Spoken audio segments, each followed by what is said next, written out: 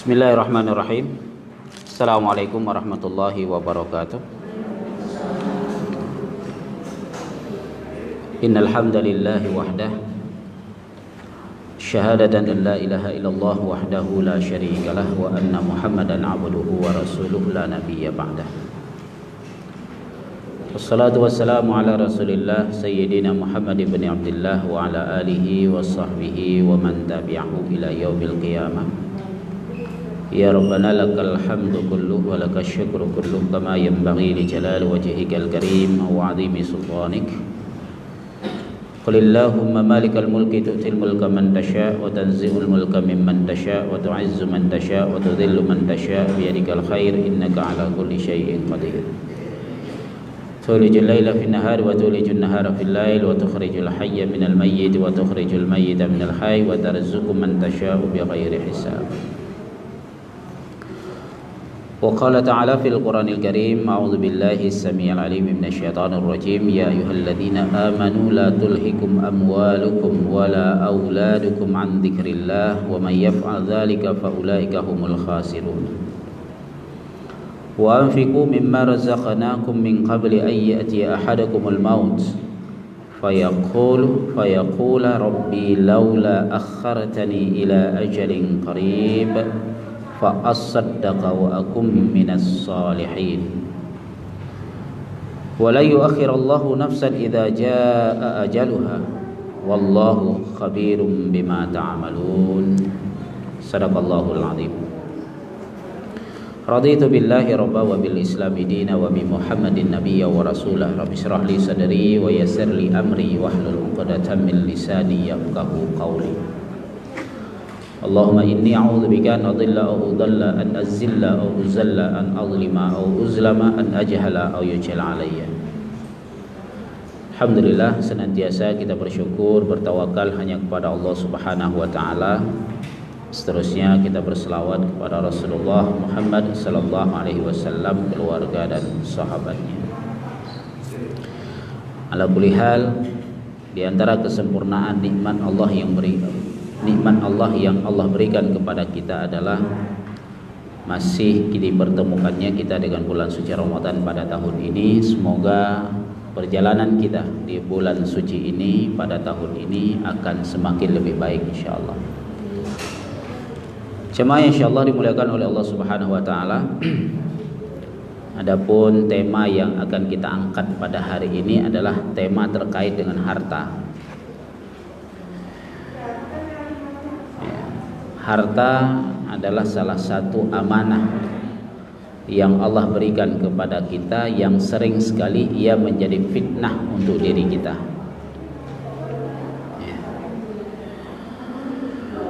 Bahkan sering sekali Allah Subhanahu wa taala mengungkapkan persoalan harta ini berbarengan dengan persoalan anak. Al-malu wal banun zinatul hayatid dunya, misalnya dalam surah Al-Kahfi. Jadi harta dan anak itu adalah perhiasan dunia.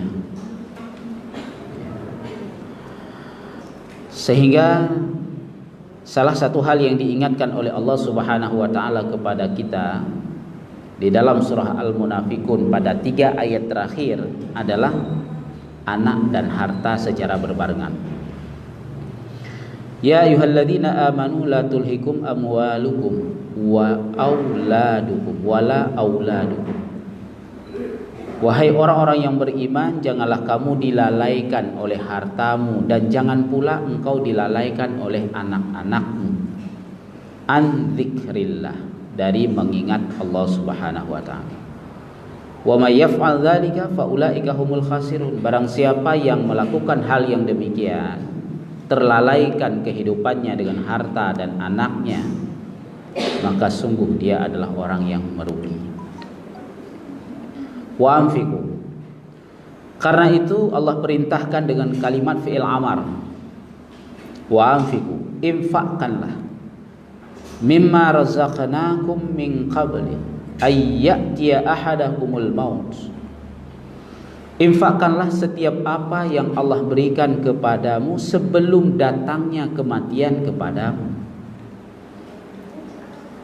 Karena kalau kematian itu sudah datang, fayaqul, kebanyakan manusia yang mati itu akan berkata, Rabbi laula akhartani ila ajalin qarib fa asaddaqa wa akum minas salihin.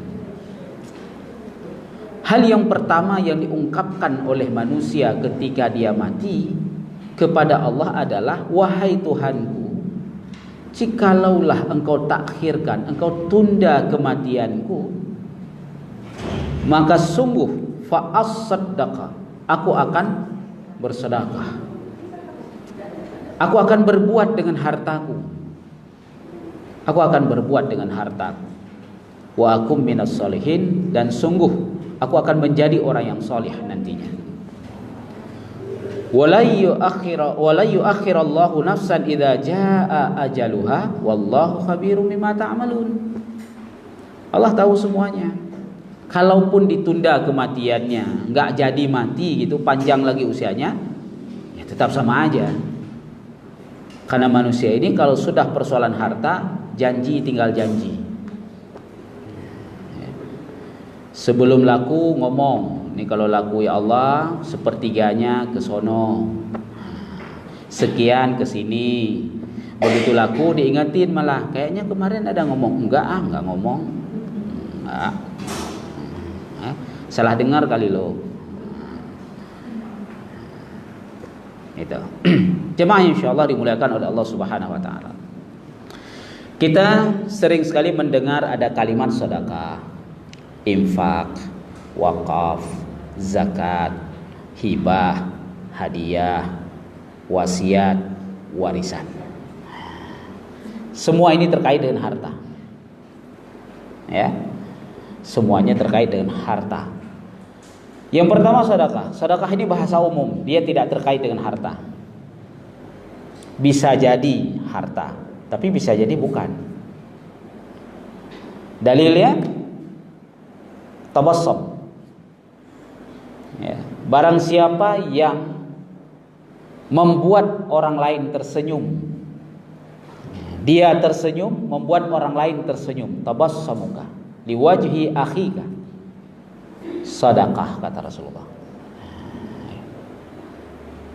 Jadi sedekah itu bisa jadi tidak berbentuk materi dia. Senyum sedekah.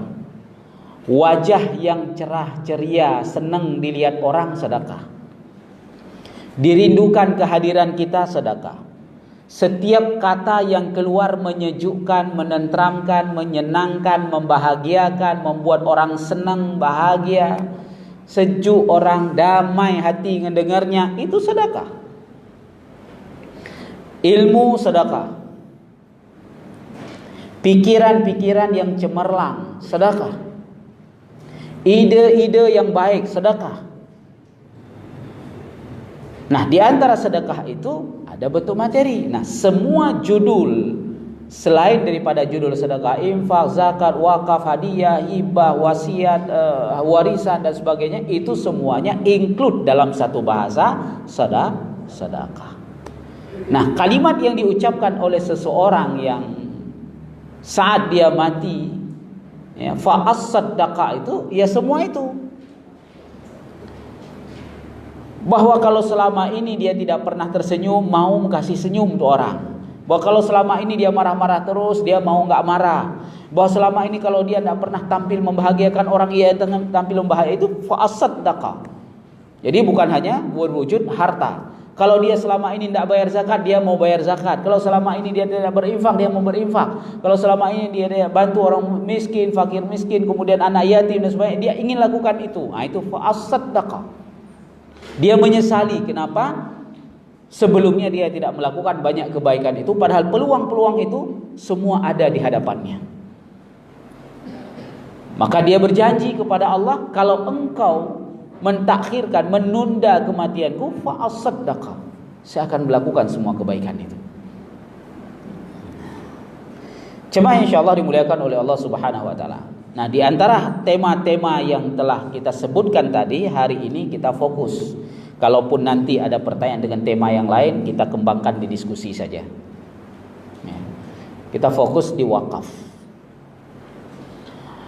Ya. Kalau orang baca Quran, pasti sangat familiar dengan kalimat wakaf. Tanda wakaf. Boleh wakaf, tak boleh wakaf, boleh lanjut, enggak boleh lanjut. Terserah mau lanjut boleh, enggak lanjut boleh. Terserah mau wakaf boleh, enggak wakaf boleh. Nah, kan? Ada tanda wakafnya. Mesti wakaf. Ya. Wakaf artinya berhenti. Stop. Wukuf. Ya, kalau jemaah haji wukuf. Apa wukuf? Wukuf dia berhenti, stop sementara di sana. Waktu yang sudah ditentukan dia harus berhenti di sana. Tidak boleh kemana-mana. Keluar dari tempat wukuf batal wukufnya. Dia harus sementara waktu di sana. Kalimatnya masdar. Mauqif, orang yang wakaf atau orang yang wukuf. Mauquf, sesuatu yang diwakafkan.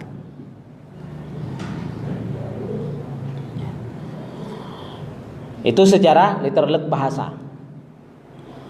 Wakaf dalam istilah syariah adalah menghentikan kepemilikan harta yang sebenarnya itu adalah miliknya, yang kemudian dia peruntukkan untuk kepentingan umum yang dimiliki oleh banyak orang dan bisa dimanfaatkan oleh semua orang.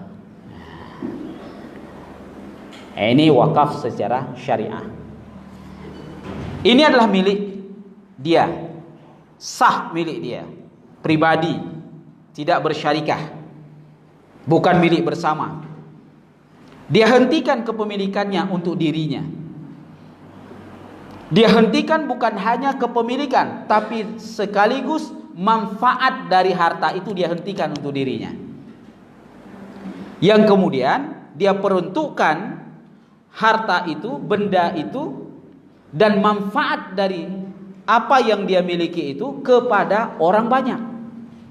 Sehingga semua orang bisa menggunakannya dan semua orang bisa mengambil manfaatnya. Ini wakaf. Wakaf tidak mesti harus selesai dengan sebuah kalimat saya wakaf maka selesai, tidak mesti. Wakaf bisa bersyarat. Saya wakafkan benda ini selama 20 tahun. Selama 10 tahun, selama 1 tahun, kemudian saya ambil balik. Boleh. Jadi berjangka waktu, boleh. Tapi yang berhak mengambil kembali itu, yang menentukan jangka waktu itu adalah pemilik harta, bukan pewaris harta. Mati orang wakaf, diambil warisan. Maka pewaris ini mengambil balik harta wakaf itu. Tidak boleh, kecuali pada saat orang yang mewakaf ini ada kalimat, jika saya mati maka waris saya akan mengambil kembali. Kalau nggak ada kalimat itu tidak boleh. Tapi kalau ada kalimat itu maka boleh. Dia wakaf itu tidak serta-merta setelah dia wakafkan kemudian selesai, tidak. Bahkan jika pada awal akad ia tidak mengatakan jangka waktu, seseorang yang mewakafkan ini tidak mengatakan jangka waktu, tapi kemudian dia melihat ada penyalahgunaan dalam perjalanan penggunaan wakaf itu, ada penyalahgunaan yang dilakukan oleh pengelola wakaf, maka si mauqif ini, orang yang mewakafkan ini boleh mengambil kembali dengan alasan syar'i, karena memang ada penyalahgunaan. Misalnya sudah mulai mengambil keuntungan pribadi si pengelola wakaf. Sesungguhnya mengambil keuntungan atau ujrah, ikramiyah dari pengelolaan wakaf itu tidak ada masalah. Contoh misalnya di beberapa negara hari ini, bahkan kalau kita jamaah haji ada wakaf Habib Buga, kan bentuknya bisnis hotel. Pengelola wakaf itu mengambil ujrah dari pengelolaan itu boleh. dan bahkan distandarkan profesional, tidak ada masalah. Tetapi ketika dia sudah mulai untuk keuntungan pribadi, sementara untuk pemanfaatan wakaf bagi warga Aceh sudah tidak dapat dimiliki lagi, ini jadi masalah. Karena wakaf itu telah dikhususkan pada lafalnya untuk jamaah haji dari Aceh. Manfaatnya ke sana, bukan untuk warga Aceh, jamaah haji dari Aceh. Kalau warga Aceh kita yang nggak naik haji juga nanti dapat. Tapi ada lafalnya jamaah haji, maka yang pergi haji saja yang dapat. Yang nggak pergi haji, ya nantilah waktu pergi baru dapat. Nggak pergi juga, ya sudah berarti nggak dapat. Jangan berharap. Ya. Kalaupun misalnya keuntungannya nanti triliunan gitu, banyak kali udah naik homele, ya, mau bawa mana gitu kan, udah bawa aja, nggak bisa. Tetap dia itu jamaah haji pemanfaatannya. Ya. Jemaah insyaallah dimuliakan oleh Allah Subhanahu wa taala. Dahulu kita sering mengenal bahwa wakaf itu dalam bentuk benda mati dan tidak produktif. Ketika sudah diwakafkan ya sudah. Pada dahulu kita melihat bagaimana semangat orang mewakafkan sesuatu yang bahkan jauh dari tempat yang ia maksud. Masjid dibangun di sini. Ada orang wakafkan hartanya bukan di sini. Ini untuk masjid Plan misalnya. Tapi hartanya jauh kali sana, di Buluh sana. Ada tanah sana 2 hektar. Saya wakafkan untuk masjid ini. Nah, kan jauh nih. Nah, karena tidak dimanfaatkan akhirnya jadi benda mati dia di sana, nggak produktif, nggak disewain, nggak ada apa-apa. Kenapa? Judulnya wakaf. Padahal dalam Islam, ya, sesuatu yang belum bisa atau tidak bisa dimanfaatkan kepada tujuan wakaf, maka dicari alternatif agar ia berfungsi dan berguna, bermanfaat bagi tujuan wakaf. Ketika dia wakafkan ke masjid di sebuah kampung, sementara harta ini di kampung yang lain dan tidak bisa digunakan karena pembangunan masjidnya di sini, nggak mungkin di sini. Sementara di kampung ini juga sudah ada masjid lain dan lafal wakaf juga bukan untuk kampung ini, tapi untuk masjid kampung ini. Maka inilah yang disebut kemudian wakaf produktif, yang harus digunakan oleh pengelola masjid ini sebagai penerima wakaf untuk agar kemudian hasil dari harta wakaf itu terus ada pada pemanfaatan di masjid ini. Bukanlah kebun durian misalnya. Ada yang ngelola kebun ya digaji profesional standar. Seluruh hasilnya kemudian masuk ke masjid ini. Jadilah masjid ini yang memiliki sumber dana sendiri tanpa harus bergantung kepada infak jamaah. Makanya di beberapa negara di Timur Tengah itu persoalan wakaf ini dikelola oleh seorang menteri. Menteri wakaf namanya. Ya, menteri wakaf.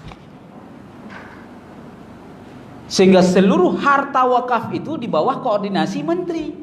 Diketahui semua siapa pengelolanya, siapa mewakafkan, untuk apa manfaatnya, kemana mengalirnya, nah, semua terkontrol, semua terkelola. Sehingga jika harta-harta wakaf banyak orang itu terkelola seperti itu, sungguh 3 lembaga di setiap negara tidak butuh biaya dari masyarakat. Lembaga ibadah, hana payah kota amal. Tidak perlu ngedar-ngedar kota amal buat pengumuman selalu ini kita bangun ini, kita bangun ini, butuh itu, nggak perlu. Lembaga pendidikan gratis. Sudan negara miskin. Tapi karena dia mengelola wakaf, siapapun yang belajar ke Sudan gratis. Padahal dia negara miskin. Tapi pengelolaan wakafnya bagus, maka pendidikannya gratis. Bukan hanya untuk warga Sudan, Setiap orang yang belajar ke Sudan gratis. Mau S1, S2, S3 gratis.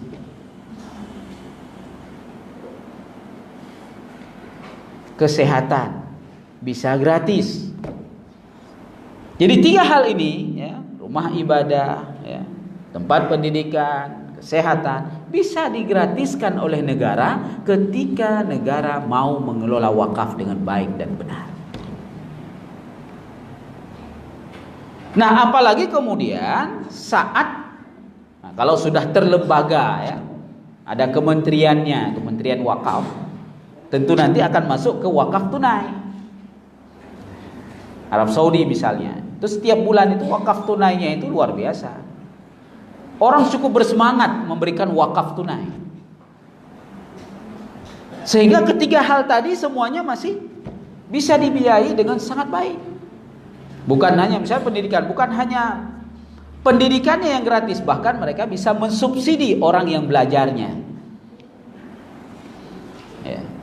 Konsumsinya, akomodasinya, transportasinya, pokoknya dari A sampai Z, mulai sampai ke sana, sampai selesai kuliah, pulang lagi, baru selesai. Semua ditanggung. Dari mana? Dari wakaf. Ya. Jadi wakaf ini diperuntukkan untuk umum, tapi ketika saat pemanfaatan boleh pribadi, diberikan kepada personal. Contoh orang Quran, wakaf Quran. Ada orang wakaf Quran untuk MTRJ 100 biji. Manfaat dia akan diambil kan pribadi, nanti masing-masing baca Quran kan. Atau bahkan kalau anak-anak tahfiz bawa pulang ke kamarnya Quran itu. Tapi itu bukan miliknya, tapi pemanfaatannya adalah pribadi. Milik ya tetap milik lembaga. Tidak ada masalah.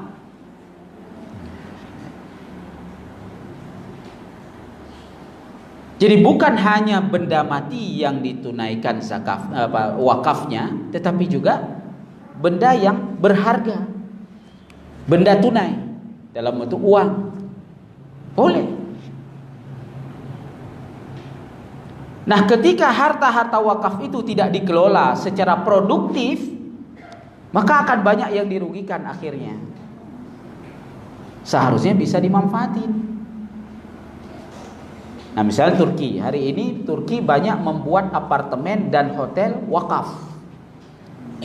Wakaf orang lain dikelola, dibuat apartemennya, dibuat hotel.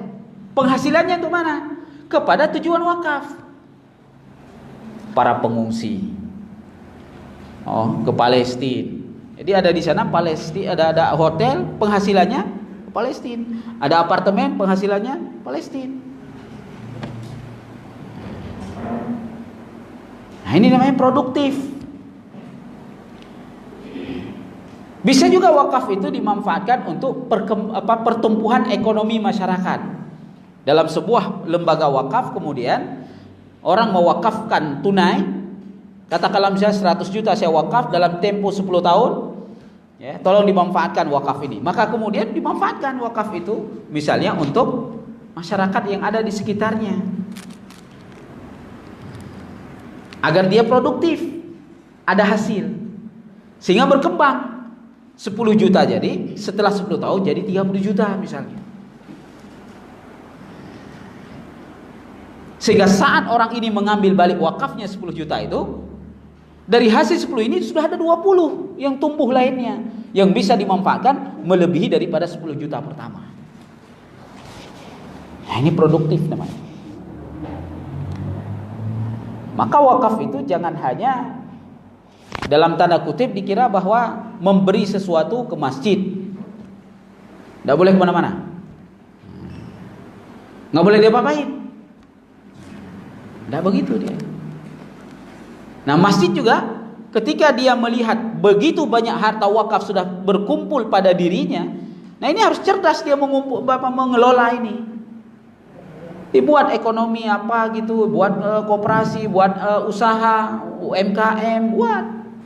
Dan hasilnya kan untuk masjid lagi. Nah, inilah penghasilan wakaf tadi. Ya. Jadi tidak mati hanya pada nilai dasar dia memberikan, tetapi kemudian berkembang. Sehingga banyak nilai yang bisa dimanfaatkan. Dan masjid juga akan semakin luar biasa pengembangannya.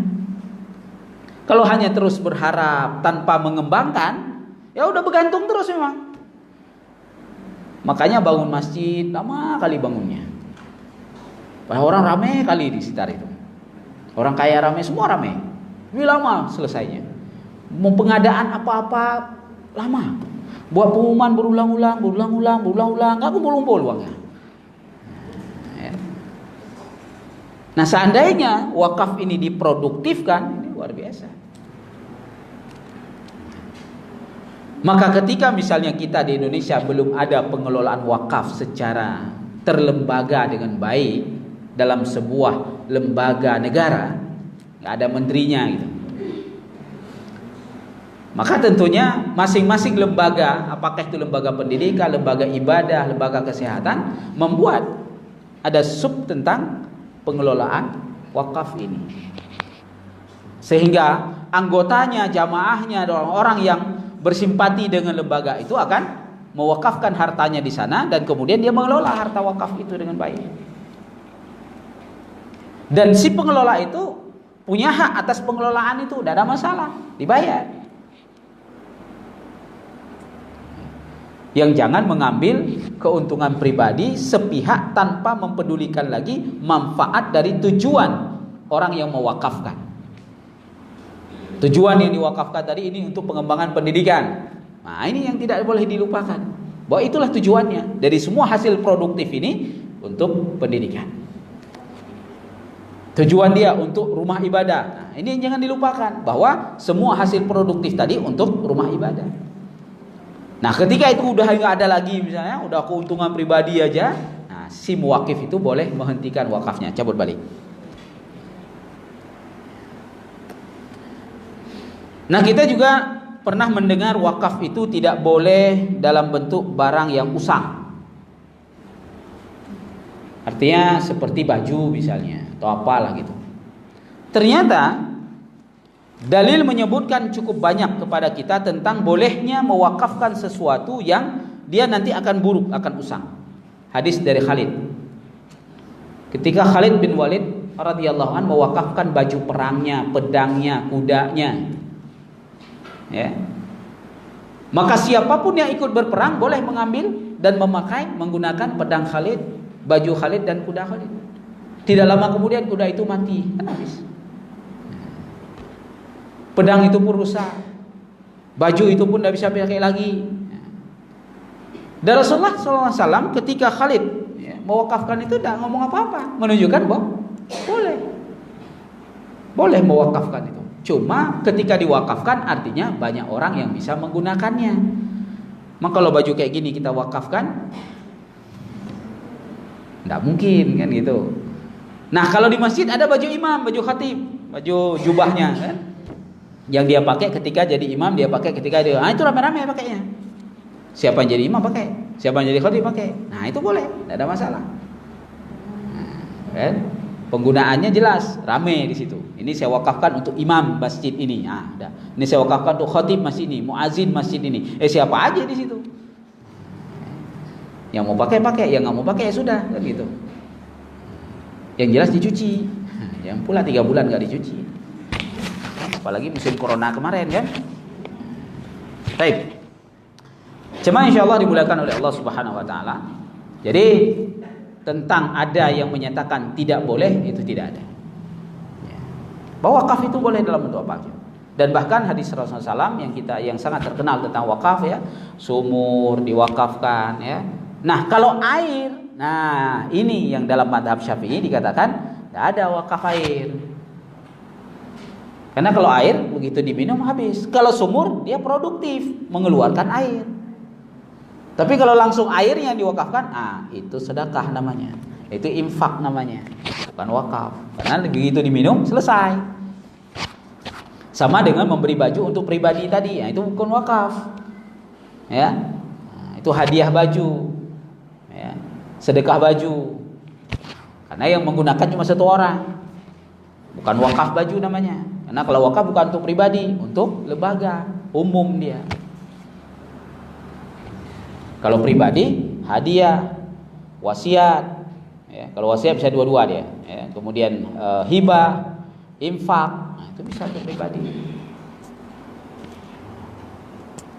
Cuma insyaallah dimuliakan oleh Allah Subhanahu wa taala.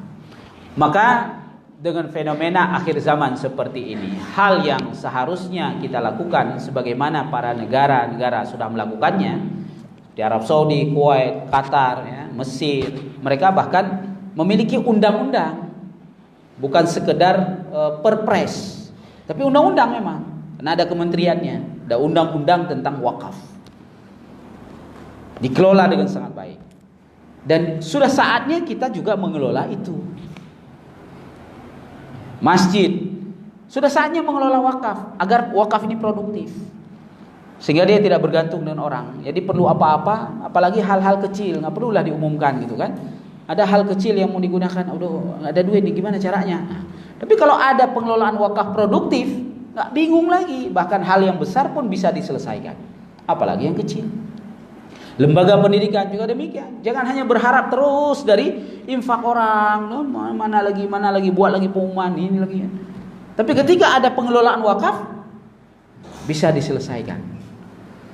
Kesehatan gitu juga, sehingga masyarakat tidak pusing ya dengan pembayarannya. Apalagi sekarang udah wajib BPJS-nya. Nggak ada kartu BPJS nggak bisa buat apa-apa sekarang. Kalau kemarin digadang-gadang kalau nggak ada kartu vaksin, nah, ternyata nggak jadinya kartu BPJS. Ya, buat paspor, buat KTP, buat apa-apa kartu BPJS. Artinya udah wajib nih. Dan BPJS itu bayar kan gitu. Ada yang nggak bayar sedikit. Ada yang sebenarnya jatah nggak bayar, bayar juga. Ada yang jatah nggak bayar, dia nggak bayar. Nah, ada juga. Ini namanya kesalahan data nanti kan. Tapi dengan adanya harta wakaf yang dikelola oleh lembaga kesehatan atau lembaga lain yang kemudian bisa memberikan subsidi ya, kesehatan kepada orang yang membutuhkan, selesai masalah. Maka sesungguhnya wakaf itu tidak boleh mati, tidak boleh terhenti ya. Dia harus terus berlanjut, dia harus produktif. Maka ada wakaf tunai. Jadi tidak mesti dalam bentuk ladang, sawah, kebun, tanah dan lain sebagainya. Tidak mesti. Tunai pun boleh. Dan dalam tunai ini dikelola agar dia berkembang dan berdaya guna untuk banyak orang. Sehingga semua orang boleh mendapatkan harta wakaf. Nah, harta wakaf ini tidak boleh dijual oleh orang yang mengelola wakaf, kecuali jika kemudian memang pada saat penjualan itu seluruh manfaat penjualan diberikan kepada tujuan wakaf dasar seorang yang mewakafkan. Ya, tukar guling misalnya. Hotel Habib Buka itu kan udah tukar guling. Dulunya kan dekat dengan masjid. Ditukar guling karena perluasan masjid, maka diberikan tanah yang lain, dibangun bangunannya, yang ini berikan ke masjid. Tukar guling, enggak ada masalah. Karena wakafnya bukan untuk masjid. Habib Buga saat melafalkan wakafnya bukan untuk Masjidil Haram, tapi untuk jamaah haji Aceh. Sehingga tidak bisa pemerintah Arab Saudi dengan menteri wakafnya mengambil. Nah, ini kan wakaf, ambil aja ke masjid. Nggak boleh, lafalnya bukan untuk masjid. Jadi apa yang dilafalkan? Manfaat harta wakaf itu apa yang dilafalkan oleh yang mewakafkan. Maka ditukar guling, kasih yang lain. Nah, demikian juga ada di Aceh sering terjadi penjualan tanah seperti jauh tadi, karena nggak bisa dikelola, nggak mau kelola, entah nggak bisa kelola, nggak tahulah.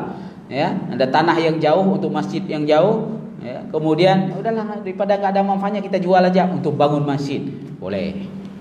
Tapi jelas dia seluruhnya harus masuk ke masjid ini. Nah, di sini nggak ada istilah jasa, persen yang menjual, nah, nggak boleh. Ya. Karena saya yang menjual, saya yang cari orang yang beli segala macam, maka ada persen 10% itu saya tidak boleh. Karena tidak produktif dia. Mati dia kan, setelah dijual dia mati, nggak produktif. Maka nggak ada jasa di sini. Jadi nggak ada istilah jasa cari pembeli. Jasa karena saya menjual, nggak ada. Karena mati dia. Kecuali kalau diproduktifkan tadi. Ditugaskan beberapa orang dari pengurus masjid itu untuk mengelola itu. Kemudian dia cari orang untuk mengelola. Maka terjadilah kerjasama dalam pengelolaan. Nah, dia dapat hasilnya. Boleh.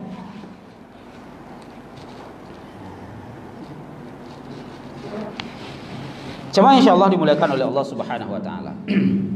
Wakaf inilah yang kemudian disebut dengan jariyah. Pahala yang akan terus mengalir. Yang tidak ada matinya. Walaupun benda ain wakaf itu nggak ada lagi. Contoh, kita pernah wakaf lampu. Lampu ini ada masanya, mati, ya. Mati dan nggak bisa digunakan lagi, sehingga ganti dengan lampu lain yang wakaf orang lain lagi. Apakah pahala yang didapatkan oleh orang yang mewakafkan lampu yang sudah mati itu terhenti? Tidak. Di mana tidaknya? Ketika lampu ini pernah dimanfaatkan untuk orang belajar baca Quran, maka setiap orang yang pernah belajar baca Quran di bawah lampu ini, saat dia baca Quran itu ngalir terus tuh. Nah, ketika dia sudah bisa baca Quran, nggak di bawah lampu itu lagi, dia ngajarin orang lain di tempat lain, tapi dia belajar Quran tadi di bawah lampu tadi. Maka apa yang diajarkan kepada orang lain itu pun ngalir lagi ke orang kasih lampu tempat dia belajar Quran tadi. Nah, ini nggak ada matinya di sini nih. Nah, ya, nggak putus. Jadi jangan dikira kalau kita wakaf lampu mati udah itu diganti, udah selesai wakaf kita. Nah, orang wakaf ambal. Sempat ambal itu untuk orang belajar ilmu. Nah, kalau di masjid dengar khutbah, dia dapat ilmu dari khutbah itu. Yang tadinya dia nggak dapat ilmu di situ, dia amalkan. Ambal itu udah nggak ada lagi, tapi dia terus mengamalkan. Kemudian dia ngajarin orang lagi, ngajarin anaknya misalnya, atau orang lain aja.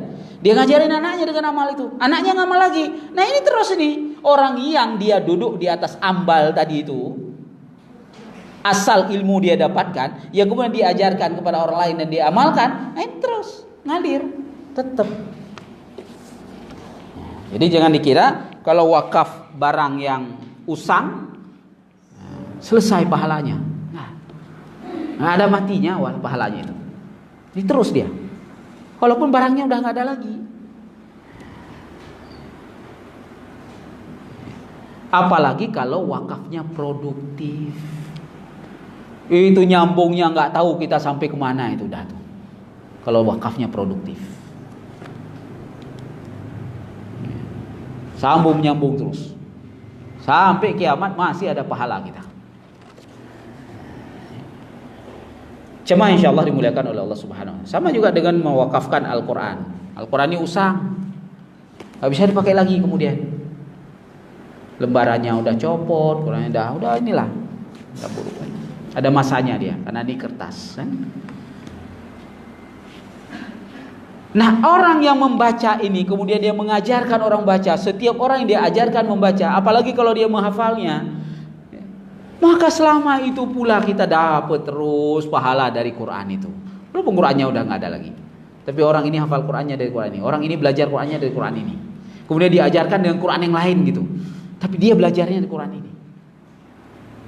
Setiap orang yang mendapatkan ilmu dari dia dengan Quran itu, dalam ilmu Al-Quran itu, dia terus dapat pahala kepada asal pemberi yang dia belajar tadi. Dia nggak ada matinya. Inilah jariyah. Terus bersambung sampai hari kiamat, sampai ke surga, terus bersambung jariyah itu. Dia nggak ada pernah berhenti. Dan wakaf itu tidak identik hanya dengan rumah ibadah. Nah, kita juga terkadang ada tanda dalam tanda kutip kan masjid kan. Wakaf itu mesti ke masjid, wakaf itu mesti Al-Quran, lain nggak ada. Padahal tanam pohon juga wakaf. Ya, tanam pohon juga wakaf. Makanya orang-orang Madinah itu semangat dia tanam pohon, semangat dia buat keran-keran air. Kalau dulu gali sumur mah. Itulah sebabnya kenapa Rasulullah SAW melarang kita menebang pohon serampangan dan melarang kita menjual air sumur. Sengaja gali sumur untuk jual air, nggak boleh. Yang betul sengaja gali sumur wakaf. Nah, itu yang betul. Bukan sengaja gali sumur jual air. Ini sangat dilarang oleh Rasulullah. Beda jual air kemasan, yang dijual jasa. Karena seseorang yang menjual air kemasan itu ada jasanya, ada modalnya, ada keluar duit di sana. Mulai dari A sampai Z, bahkan kalau di awal-awal banyak ruginya lagi. Tapi menggali sumur, nah ini sumber airnya dari tanah, mata air Allah yang ciptakan, tidak boleh kita jual. Yang boleh wakaf. Itu yang betul. Jemaah insyaallah dimuliakan oleh Allah Subhanahu wa taala.